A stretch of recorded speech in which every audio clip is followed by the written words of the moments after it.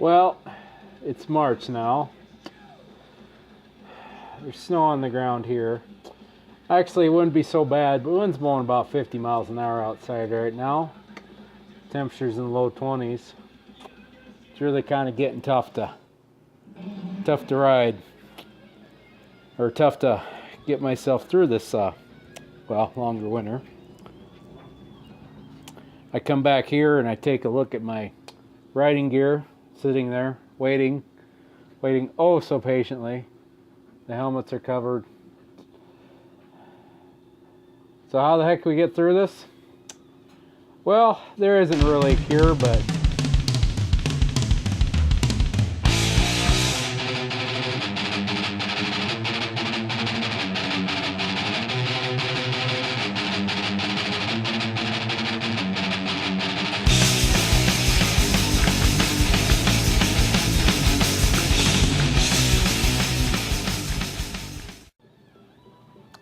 there's one thing that everybody that rides a motorcycle, especially in the northern parts of the country, have to deal with every year. It's the hardest thing you're ever gonna have to deal with. And no, it's not traffic, and it's not weather, or it's not anything like that.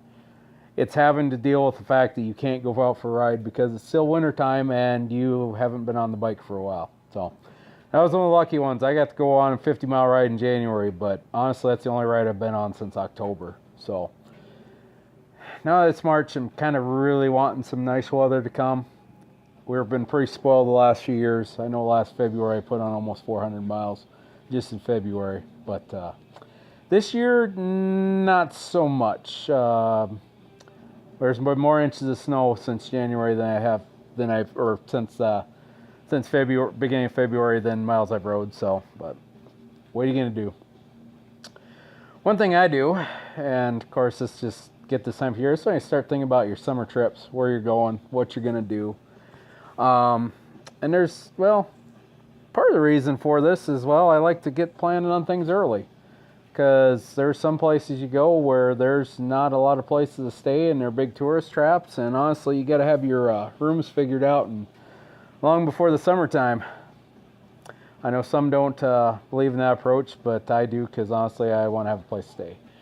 And my wife is very much a hotel person, and I am as well. I've spent many nights laying under the stars in a tent in my time with the United States military, so frankly, I don't see the fun in camping, because I've been forced to do it so many times that honestly, I'm good with a hotel. I'm good with a warm bed. I'm good with a warm shower. I'm good with a warm shower that I can walk barefoot to. Now I have to wear flip-flops so I can cross camp. I'm good with the fact that honestly, at 7 o'clock, if it's downpouring, I don't have to set a tent up. I can go inside the hotel and be dry. But to each their own. But anyways, there's a couple things I like to keep in mind when I'm planning out my trips. Big thing we talked about is early planning, and part of this is too is some of us, you gotta get vacation days lined up. If you're going with a group of people, you gotta get everybody on the same page of what days they're going. A lot of people got to have their vacation days in the end of December the year before, so that's where your early planning comes in, especially when you're talking about like things like the Sturgis Rally, Americade, Wingding, places where the hotel rooms and the campsites are going to fill up fast. You're going to want to square away where all those things well in advance. Factor into that, of course, what days you're going, how many days you have. Some of us can go over weeks at a time. Some of us, we have a week, so you've got 5 to 7 days, and that's it. So that factors into where are you going to go, how far are you going to go, and how you're going to get there. Where are you going, of course, that's the important one. You should probably know kind of where you're going, especially if you got limited days off. Also, how you're getting there. That's a legitimate question. If you only have so many days to get to a place, you may have to consider trailering the bike, because you got to factor it's going to take you a lot longer to get there on a motorcycle than it's going to in a car. So those are some things to keep in mind, especially thinking about your passenger. You as the rider, you may be able to go 700 miles in one day, but what about your passenger? How far can they go in a day? So that's things you want to think about too. And also, once again, we talked about this earlier, how you stay in. You stay in hotels, you stay in campgrounds. Are you going to wing it? You're going to wing it and just, well, we're going to go where we go, and if we find a hotel, we'll find a hotel if we want to, and which that's a fine way to do it too. Although if you got limited numbers of days and limited time off, you may want to get that. That's where that pre-planning comes in again. Now, one more thing you might want to think about is, what are you doing when you get there? Are you going there to ride and ride and ride around?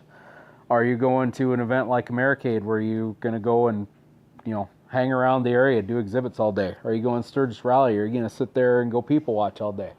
There's some other things you might want to keep in mind. You might want to think about before you're going. You wouldn't want to ride all the way somewhere and then sit there for 5 days and not do nothing.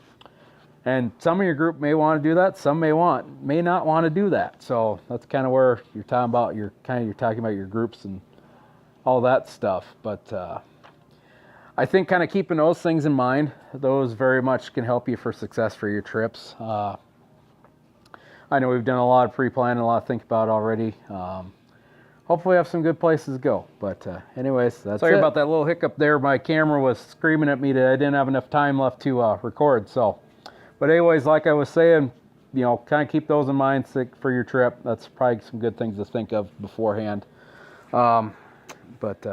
Anyways, I guess until then, we'll be hoping for warmer weather up here.